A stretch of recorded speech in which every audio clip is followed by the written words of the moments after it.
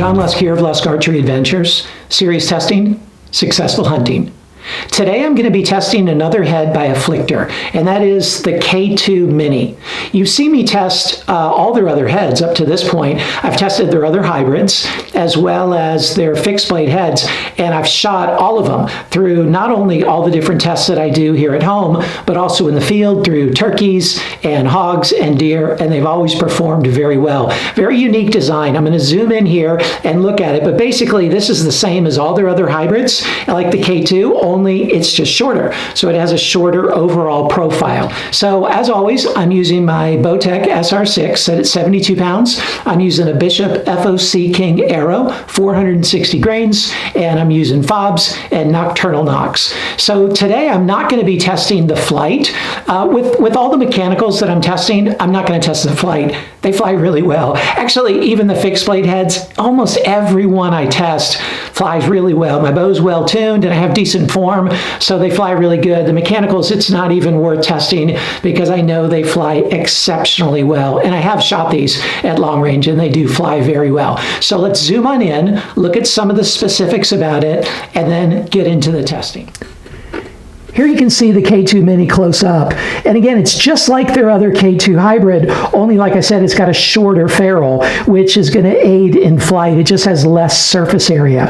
If you're not familiar with the AFFLICTOR hybrids, they're considered a hybrid because they have this leading blade, which you can see is really stout, super thick, very durable leading blade. And so you're guaranteed to get that full ½ inch of cut, as well as you're guaranteed to get the cut caused by these bleeders. Now these are bleeders as well as they're what they call a drive key. It's part of the opening mechanism that when they encounter pressure, like by the hide of an animal or tissue, they slide back, slide this O-ring off, and then the blades pop open like that, and they remain open like that. So it's kind of cool that they remain open. They're not going to close. They're in a locked position, which is unique to all other mechanical heads on the market. And the reason they can do that, they can lock open, is they have this back edge to the blade. So that way they're not considered a barbed head. They can lock open and still not be considered barbed.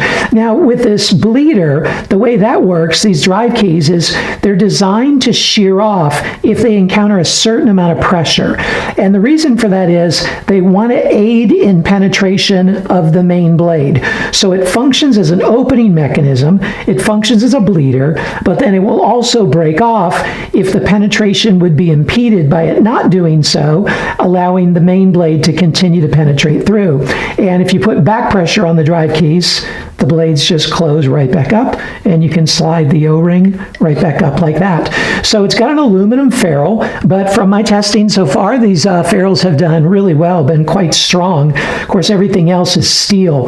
It also has a unique design here that you can put in their little pin right here, and that pin functions as a means to keep the blades closed so you can test the flight of the actual head and not have to use a practice head, and you won't dull the blades very much by doing that. So let's put it through the test and see how the Mini performs. K2 Mini out of the package.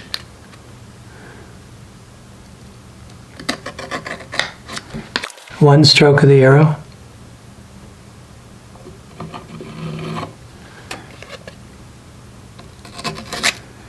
Okay. 2 strokes of the arrow.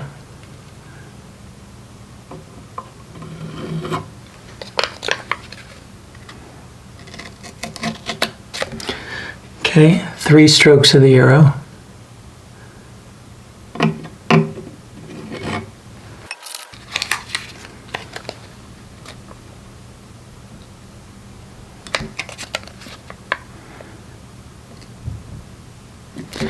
Okay, cut paper after 2 strokes of the arrow, but not after the 3rd.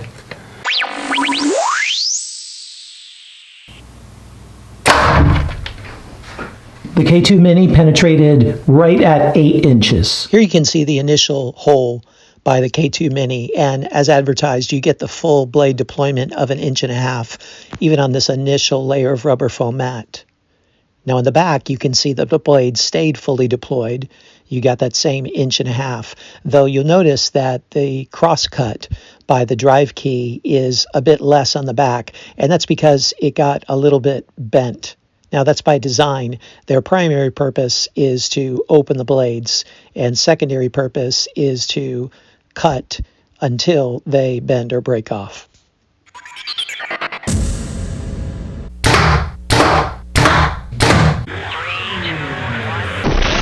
Usually I don't do this for mechs, but I'm going to go ahead and try it with the K2 just to see. Here's the K2 Mini after going into the MDF and the Reinhardt 4 times. You notice that the blades actually held up very well, as did the tip itself. It lost the drive keys, which is to be expected on hard impacts. Again, that's by design. But what happened was interesting, that this set screw at the top got broken off. And so the whole tip kind of lodged a little bit sideways. That was on the 4th shot. But actually, you can just replace that set screw and everything else looks like it's in good shape. Now, it did so well in that. That's better than the vast majority of mechanicals that I've tested. So I wanted to test the durability against a 22 gauge steel plate. And I don't normally do that for mechanicals because they don't make it through the first time typically. But this one made it through the first time fine. And this was on the 2nd shot. You can see that it got pretty dinged up. The ferrule's in great shape. It lost those drive keys again. Tip is in perfect shape. And the blades got a bit dinged up there, as you can see. So they would have to be replaced, but they could be replaced, and the head could be good to go. So, man, this is pretty impressive for a mechanical like that to make it through the MDF 4 times and through the steel plate twice.